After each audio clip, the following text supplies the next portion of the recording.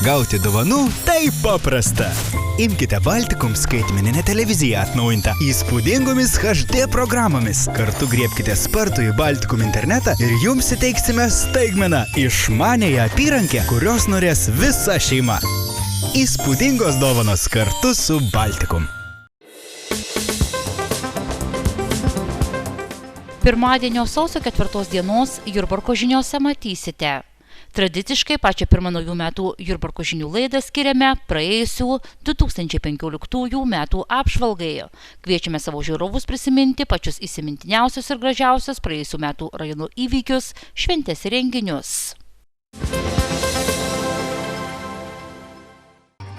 Prieš keletą dienų atvertėme pirmąjį naujųjų metų kalendoriaus lapą ir nuo jo pradėjome skaičiuoti 2016 metus. Visame pasaulyje gyvuoja tradicija, pradedant naujuosius, trumpam atsigręžti atgal ir prisiminti gražiausias praėjusių metų akimirkas, patirtus džiaugsmus ir netektis. Todėl ir mes, tęsdami šią gražią tradiciją, pačioje pirmoje šių metų Jurbarko žinių laidoje sugrįšime į 2015 ir kartu prisiminsime svarbiausius mūsų rajono įvykius. Kartu su pačia pirmąja 2015 metų diena Lietuvoje buvo pradėta skaičiuoti ir naujos valiutos euro gyvavimo istoriją. 2 pirmasias sausio savaitės dar buvo galima atsiskaityti ir litais ir eurais. Todėl paskutinę lito gyvavimo dieną jurbarkiečiai su juo atsisveikino skirtingai. Vieniems buvo gaila lito, kiti džiaugėsi euru, o treti valiutų pasikeitimą priėmė kaip neišvengiamybę. Litai geriau kai eurai. Aišku gaila, mūsų lietuviškas pinigas vis tik. Aišku gaila. O ko dabar gailytis? Be abejo gaila, tai buvo mūsų simbolis, Lietuvos simbolis, dingo tai dingo, nepadarysi. Tai gaila, aišku. Kodėl? Nežinau, kažkokia nacionalinė valiuta buvo mūsų. Gaila, tai buvo pripratęs prie lito. Jau antrą euro įvedimo savaitę policijos pareigūnai gavo pirmuosius pranešimus apie mūsų rajoną atkeliavusius netikrus eurus. Vienoje iš Eržvilko seniūnijoje veikiančių parduotuvių buvo bandyta atsiskaityti netikrais euro banknotais. Dar vieną stambų praėjusių metų sausio mėnesio laimikį brakonierius su įspūdingo dydžio šamais paskutinėmis sausio dienomis sugavo aplinkosaugininkai. Sausio 26 dieną aplinkos apsaugos pareigūnams bendradarbiaujant su Viešvilės užkardos pasieniečiais pavyko sulaikyti pažeidėją, kuris užkluptas nesipriešino ir savo kaltę pripažino. Ties Kazikienės žvejojusio jurbarkiečio laimikis buvo išties nemenkas. Nemune jis sugavo 2 šamus svėrusius daugiau nei po 50 kg. Po keletų dienų buvo sugauti ir dar keli šamautojai. Kauno regiono aplinkos apsaugos departamento, Jurbarko rajono agentūros darbuotojai ir Viešvilės užkardos pasieniečiai ties Viešvilė žvejybvietėje sulaikė keletą brakonierių, tarpe kurių buvo ir vienas buvęs policijos pareigūnas. Tiesa, skirtingai nei pirmojo atveju šie brakonieriai ne tik kad nepripažino savo kaltės, bet ir su aplinkosaugininkais bylinėjosi teisme, kuris truko beveik visus metus. Tik rudeniop buvo priimtas sprendimas aplinkosaugininkų naudai. Antrasis praėjusių metų mėnuo taip pat prasidėjo kriminalinėmis naujienomis. Vasario 5 dieną 2 Jurbarko rajono policijos komisariato patruliams imuniteto skyrius pateikė įtarimus kyšio paėmimu. Kaip vėliau paaiškėjo, 2 Jurbarko policijos komisariato patruliai Edgaras Brazaitis ir Rimvydas Zymonas kartu su dar vienu Kauno patruliu ir Regitros Kauno filialo darbuotojų įsivėlė į taip vadinamą Regitros skandalą ir buvo įtariami už pinigus padėdavę išsilaikyti vairavimo egzaminą. Vasario mėnesį savivaldybės administracija sudėliojo pirmąjį rajono biudžetą eurais, kurį sudarė 23 189 464 eurai. Švenčiant vasario 16-ąją Jurbarke vėl buvo organizuojamas aktyvus žaidimas pasivaikščiojimas vasario 16-osios keliais. O šventinio minėjimo metu ženklais už nuopelnus Jurbarko kraštui buvo apdovanoti sporto treneris Remigijus Brazaitis, Šaulių kuopos vadas Algirdas Genys ir rašytoja Violeta Šoblinskaitė. Vasario 27 dieną prasidėjusiuose išankstiniuose balsavimuose į savivaldybių tarybas ir tiesioginius merų rinkimus Jurbarke rinkimus stebėję akcijos Baltosios pirštinės atstovai fiksavo ne vieną pažeidimą, kai rinkimų apylinkę už atlygį buvo vežami balsuotojai. Netrukus dėl balsuotojų papirkinėjimų buvo apkaltintos 2 darbo partijos kandidatės – Laura Cikevičienė ir Vilma Venslauskienė. Pati pirmoji pavasario diena sutapo su savivaldybių ir pirmą kartą vykusių tiesioginių merų rinkimų pirmojų turų. Į 25 rajono tarybos vietas kandidatavo 6 skirtingų politinių partijų ir 1 visuomeninio komiteto nariai.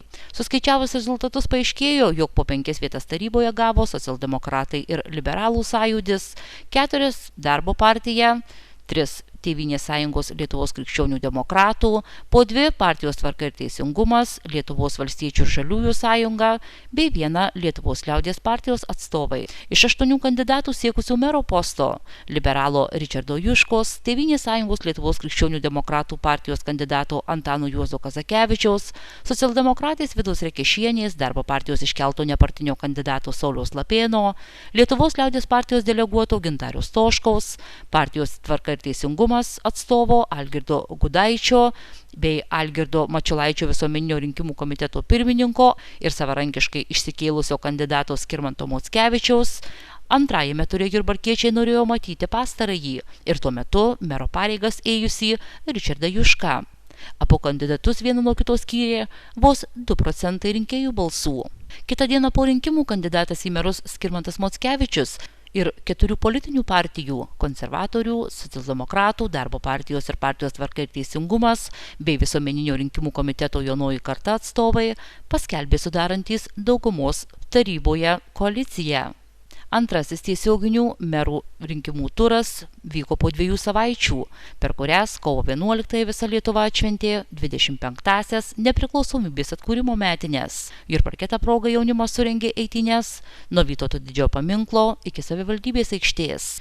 Antrą kartą rinkti rajono vadovo jurbarkiečiai rinkosi kovo 15 dieną. Tos pačios dienos vakare suskaičiavus balsus paaiškėjo, jog iki tol niekada politikoje nebuvęs ir jokiai partijai nepriklausantis Skirmantas Mockevičius aplenkė tuometį rajono merą Ričardą Jušką.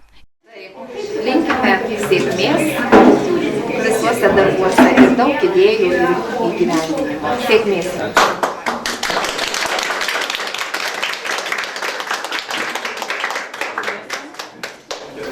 Kol kas dar neįsisavinau to, ne visiškai suvokiau, bet atrodo, kad jeigu sako, kad laimėjau, tai matyt laimėjau.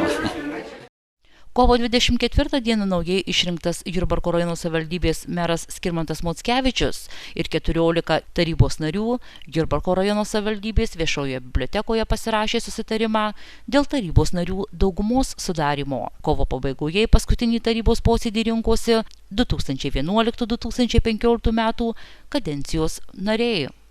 Naujoje taryboje nebeliko konservatorių Jono Bučinsko ir Antano Juozo Kazakevičiaus, Lietuvos liaudies partijos atstovo Gintariaus Stoškaus, tvarkiečių Dariaus Babiliaus, darbiečių Raimundo Roberto Išganaičio, Vilmos Karaliūnaitės ir Adolfo Lapės, socialdemokratų Mindaugo Šlepševičiaus, Gintauto Navicko bei valstiečių Jono Aleksiejaus ir Kęstučio Naujoko. Pirmą 2015 m. balandžio mėnesio savaitę Jurbarko miesto gyventojai galėjo pasijusti ir patekę į karo zoną. Kovo 30 balandžio 1 dienomis mūsų mieste vyko Lietuvos kariuomenės mechanizuotosios pėstininkų brigados Geležinis Vilkas žvalgybos kuopos organizuojamos lauko taktinės pratybos, kuriuose dalyvavo apie 70 karių iš Geležinio Vilko žvalgybos kuopos, Lietuvos didžiojo kunigaikščio Algirdo mechanizuotojo pėstininkų bataliono, snaiperių skyriaus, Lietuvos kariuomenės krašto apsaugos savanorių pajėgų 3-osios rinktinės ir Lietuvos kariuomenės karo policijos kariai. Balandžio 11 vykusiame Respublikinėme tautinių šokių festivalyje Linksminkimos buvo paminėtas ir Jurbarko kultūros centro liaudiškų šokių studijos Nemunėlis 25 metų veiklos jubiliejus. Balandžio 14 dieną vykusiame pirmajame 2015-2019 metų kadencijos Jurbarko rajono savivaldybės tarybos posėdėje prisiekė šiai kadencijai išrinkti tarybos nariai ir pirmą kartą savivaldos istorijoje tiesioginius mero rinkimus laimėjęs Skirmantas Mockevičius. Visų 25 tarybos narių priesaigą priėmė Jurbarko apygardos rinkimų komisijos pirmininkė Vitalija Juzėnienė. Aš, Skirmantas Mockevičius, prisiekiu gerbti ir vykdyti Lietuvos Respublikos konstituciją ir įstatymus, sąžiningai atlikti visas savivaldybės tarybos nario pareigas ir susilaikyti nuo veiksmų, pažeidžiančių gyventojų teisės ir viešuosius interesus. Te padeda man Dievas.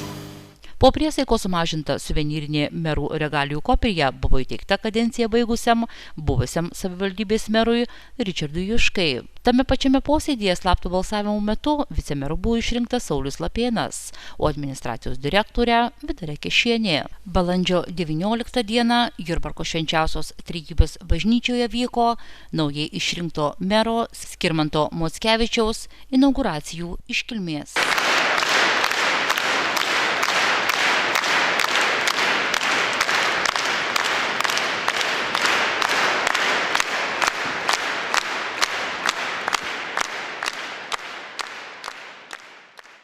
Balandžio 25 dieną vykusiame Tėvynės sąjungos Lietuvos krikščionių demokratų partijos Jurbarko skyriaus ataskaitinėme partijos skyriaus susirinkime naujųjų pirmininkų išrenkamas Daivaras Rybakovas. Kiek anksčiau, tuoj po rinkimų buvo pakeistas ir socialdemokratų Jurbarko skyriaus pirmininkas. Vietoj Kazimiero Šimkaus į šį postą buvo išrinktas Gintaras Kasputis. Balandžio 29 dieną vykusio koncerto skirto motinos dienai metu su savo auklėtiniais choristais atsisveikino chorvedė Danutė Lapienė.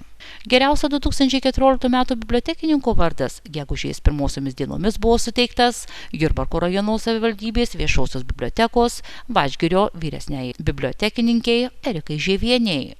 Gegužės 12-ąją sušauktame neeilinėme savivaldybės tarybos posėdyje administracijos direktoriaus pavaduotojų išrinktas Viktoras Ganusauskas. Antrą gegužės savaitgalį Jurbarke buvo atgaivinta gatvės muziko diena.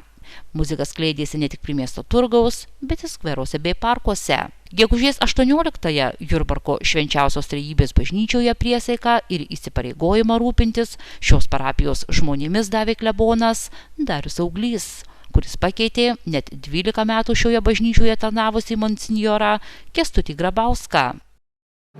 Jurbarke iš tikrųjų tenka lankytis gal 3-4 kartą, tad iš tikrųjų tikrai malonu, graži vieta, gražus miestelis, puikūs žmonės, pamaldų žmonės.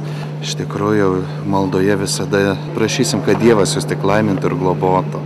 Truputį šiek tiek, sakyčiau, yra ir liūdesio kažkokio nedaug, aišku, šiek tiek yra nerimo, yra didelė parapija Kaune ir ten reikės įaugti tą kolektyvą, priprasti, susipažinti. Visada nauja vieta truputį kelia tokį šiek tiek nerimą. Dar kartą visiems nuoširdžiai dėkoju, kad jie buvo tokie šaunūs, geri, draugiški ir noriu paprašyti, kad mylėtų kunigą Darių, padėtų jiems, kad visi būtų tokia darni komanda, darni šeima. Tad sėkmės visiems. Gegužės pabaigoje vykusiame posėdėje prisiekė tarybos narė Vilma Venslauskinė, kuriai duoti priesaiką kartu su kitais tarybos nariais pačiame pirmajame šios kadencijos posėdėje sutrukdė beveik to paties posėdžio išvakarėse vyriausiosios rinkimų komisijos priimtas sprendimas išbraukti ją bei kitą darbietę Laurą Icikevičienę iš sąrašų dėl padaryto šiurkštaus savivaldybių tarybų rinkimų įstatymo pažeidimo, rinkėjų balsų papirkimo.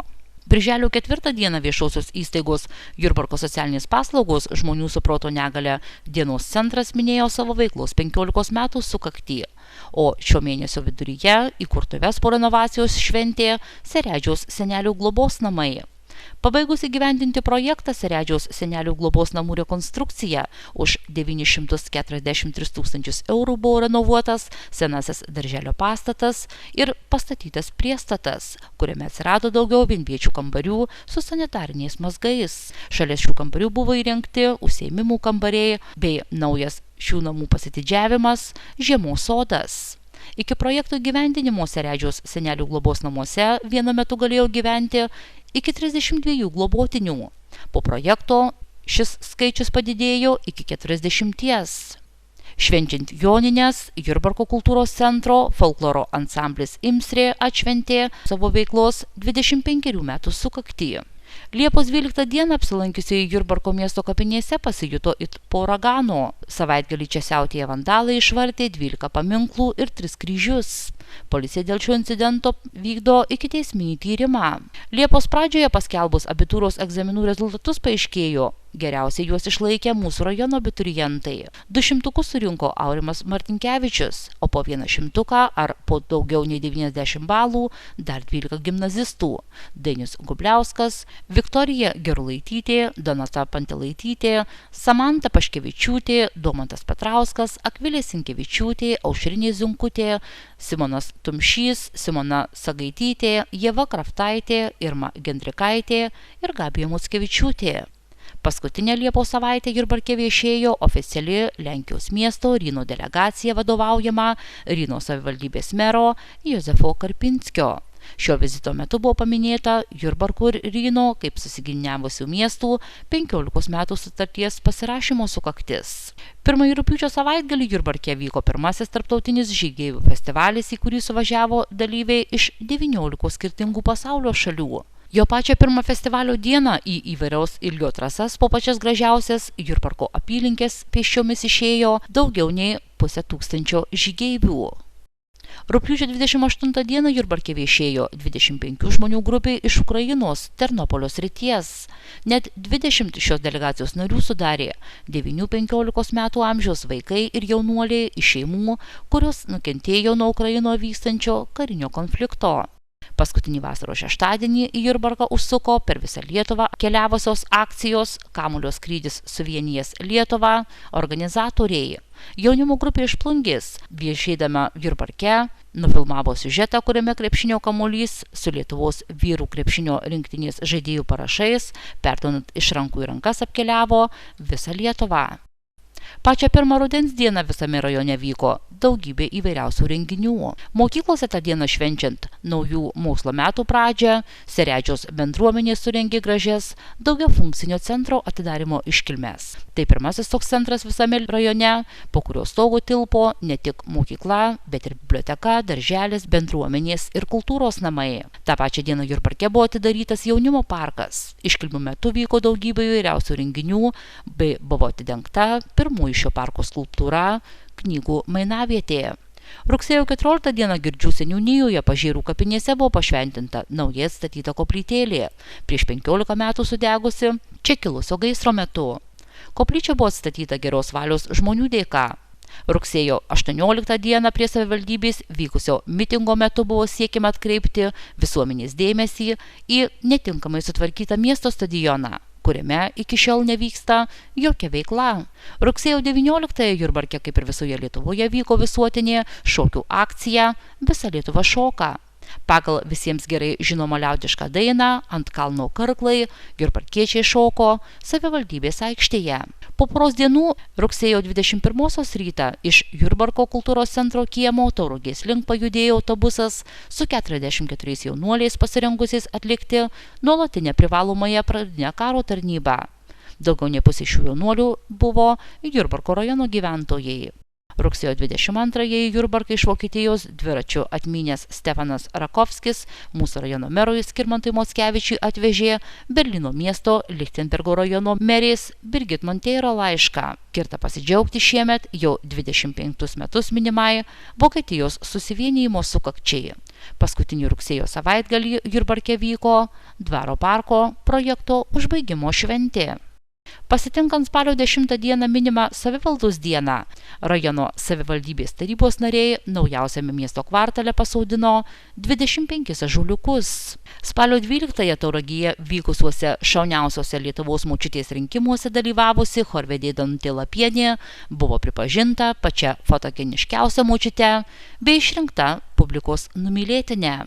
Kasmetinėme žemdirbių pagerbimo vakare buvo apdovanoti konkurso Metų ūkis nugalėtojai. 3 vieta atiteko veliuniečiams Danutei ir Gediminui Cvirkams, 2 Paskynų kaimo ūkininkams Elenai ir Branislavui Urbikams, o 1 vieta Antanui ir Laimutei Jackiams. Spalio 28 dieną Jurbarko koncertų ir parodų salėje surengtų koncertu buvo pradėtas vieno iš garsiausių iš mūsų krašto kilusių Holivudo legendų Al Jolsono 130-ųjų gimimo metinių paminėjimo renginiai. Šiai neeiliniai asmenybei atminti skirtame koncerte gražiausias praėjusio tūkstantmečio paskutinio šimtmečio dainas atliktas legendinių dainininkų ir aktoriaus Jurbarkiečiams dovanojo Irenos Korsakienės vadovaujamas instrumentinis ansamblis ansamblis Vilniaus divertismentas.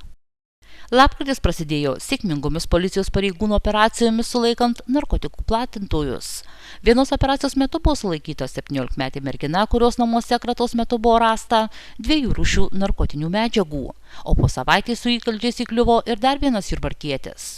Lapkričio pabaigoje gražų koncertą surengė kultūros centro kapela Mituva, minėjusi savo veiklos jubiliejų. Paskutinį lapkričio ketvirtadienį posėdžiavusi rajono savivaldybės taryba pritarė savivaldybės administracijos rengiamai reorganizacijai, po kurios nuo balandžio 1 dienos kultūros, civilinės metrikacijos ir urbanistikos skyrių kaip atskirų padalinių nebeliks, jie bus sujungti su kitais pagal panašų darbo pobūdį. Lapkričio 20-ąją 100-ąjį gimtadienį atšventė smalininkė Adelė Balčiūnienė. Ji buvo ne tik vienintelė praėjusių metų 100-metė Jurbarko rajone, bet ir kilusi iš labai senos ir garbingos bajorų Skirgailų giminės. Lapkričio 28 dieną vykusio koncerto metu su Jurbarko kultūros centro scena ir choreografė Jolanta Telišauskienė atsisveikino beveik 15 metų viename kolektyve šokę šiuolaikinių šokių studijos Šypsena šokėjai. Pirmąjį gruodžio savaitgalį Jurbarke buvo minima nepriklausomybės akto signatarės Birutės Šiaulytės Nedzinskienės 60 metų sukaktis. Gruodžio 8 dieną Vilniuje Rotušėje vykusioje etnografinių regionų užbaigimo metų renginyje Jurbarko savivaldybės administracijos kultūros skyriaus vyresnioji specialistė Regina Kliukienė buvo apdovanota už nuopelnus etnokultūrai, o po kelių dienų kultūros ministerijoje apdovanojimą ir premiją gavo ir Jurbarko kultūros centro renginių organizatorius Gintaras Zareckas. Kaip ir kiekvienais metais, taip ir praėjusiais pačiu gražiausiu šventiniu laikotarpiu tapo Kalėdų laukimas. Praėjusiais metais Jurbarke buvo papuoštos net 3 eglės. Viena iš jų tradiciškai prie savivaldybės, kita Kauno gatvėje ir dar viena moderni ir labai šiuolaikiška Jaunimo parke. Štai ir apsukome praėjusių 2015 metų kaleidoskopą. O kokie bus vos prasidėję 2016-ieji priklausys nuo visų mūsų darbų, norų ir siekių.